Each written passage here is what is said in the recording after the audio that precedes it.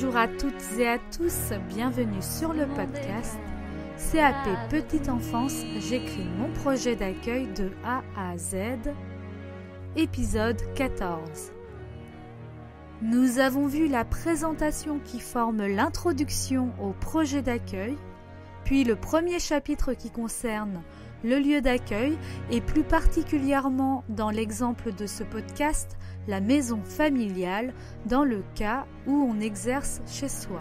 Ensuite, nous avons vu le chapitre 2 qui concerne comment j'accompagne l'enfant en respectant son développement. Nous avons développé 3 parties, une qui parle de comment je réponds aux besoins fondamentaux de l'enfant sur les aspects physiques et psychologiques.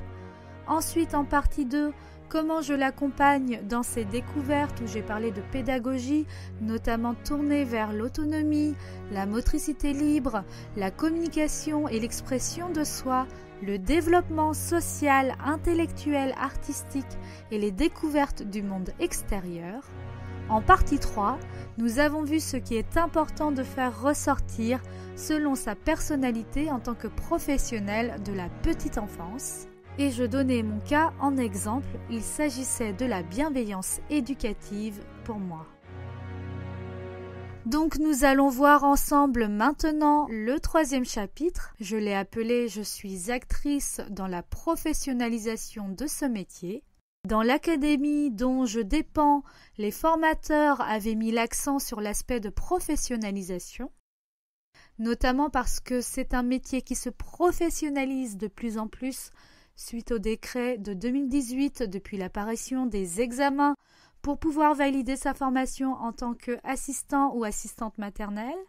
J'ai pu développer 3 parties qui montrent en quoi je suis actrice dans la professionnalisation de ce métier.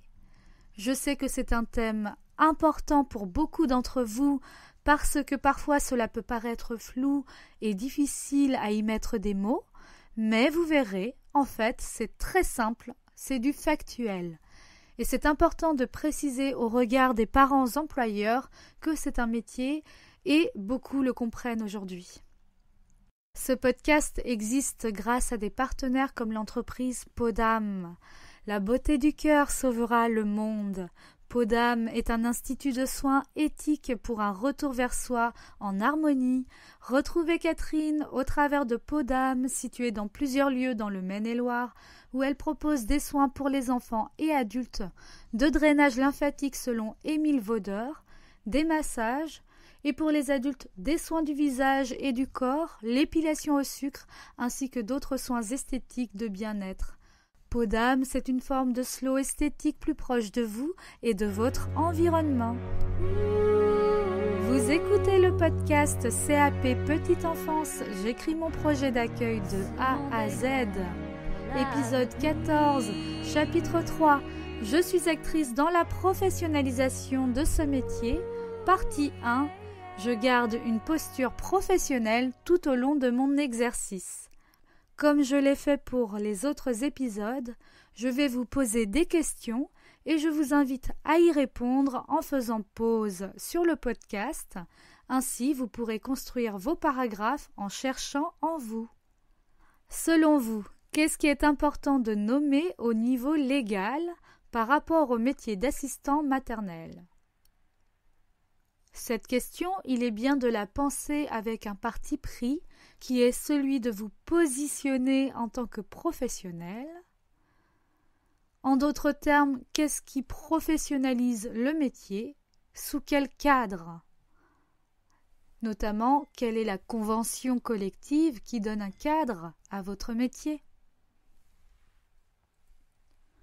Utilisez-vous des outils de transmission, d'information entre vous et vos employeurs? Est-ce que vous fournissez des écrits sur la journée des enfants? Y a-t-il des éléments qui vous font dire que vous avez une posture professionnelle quand vous travaillez en tant qu'assistant maternel? Voilà pour les questions, tout ce que vous avez noté qui tende vers le fait de garder une posture professionnelle répondra de toute façon à cette partie.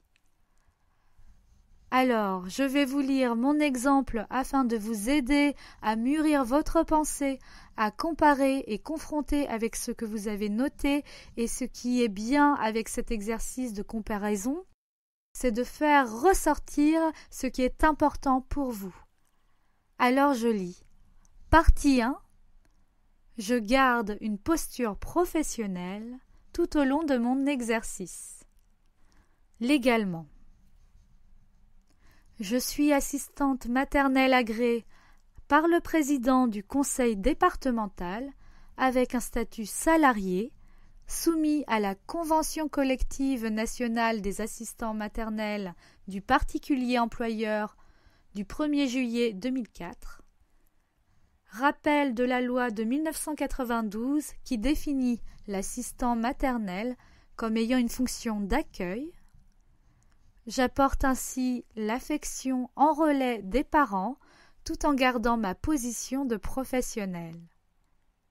Utilisation d'outils professionnels. Je travaille avec un site en tout cas en lien avec les assistants maternels.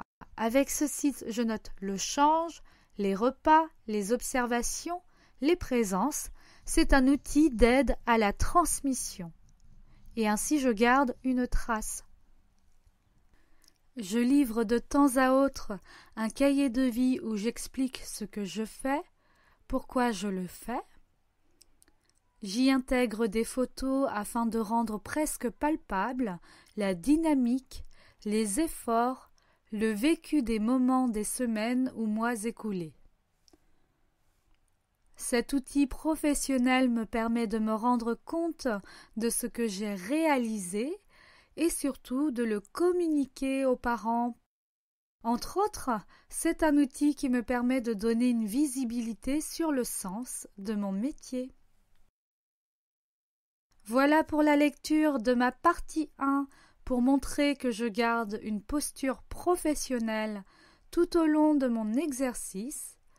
Je l'ai souvent dit, mais je vais le redire, ce que je note c'est par rapport à moi. Vous avez sûrement d'autres moyens de garder votre posture professionnelle.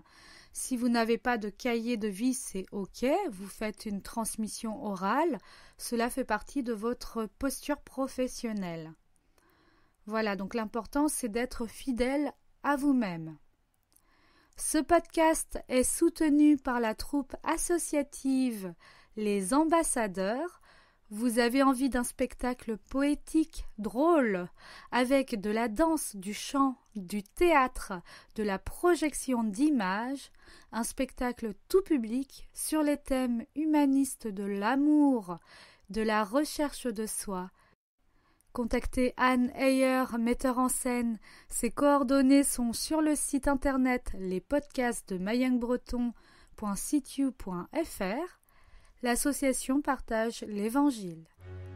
Nous nous retrouvons à l'épisode 15 où nous parlerons de la partie 2 que j'ai nommée « Je me forme et j'améliore ma pratique professionnelle ». Ce podcast est accompagné d'une musique chantée par l'artiste Lucy On My. Retrouvez-la très prochainement sur toutes les plateformes musicales.